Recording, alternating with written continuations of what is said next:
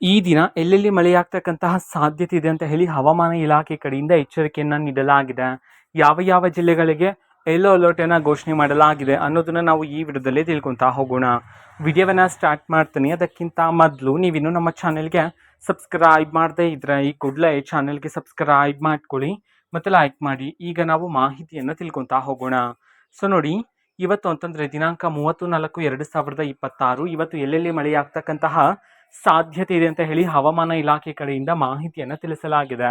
So ಅನ್ನೋದನ್ನು ನಾವು ಈ ವಿಡಿಯೋದಲ್ಲಿ ತಿಳ್ಕೊತಾ ಹೋಗೋಣ. ಸೊ ನೋಡಿ, ಇವತ್ತು ಕರ್ನಾಟಕದಲ್ಲಿರ್ತಕ್ಕಂತಹ 11 ಜಿಲ್ಲೆಗಳಿಗೆ ಯೆಲ್ಲೋ ಅಲರ್ಟನ್ನು ಘೋಷಣೆ ಮಾಡಿರ್ತಕ್ಕಂಥದ್ದು.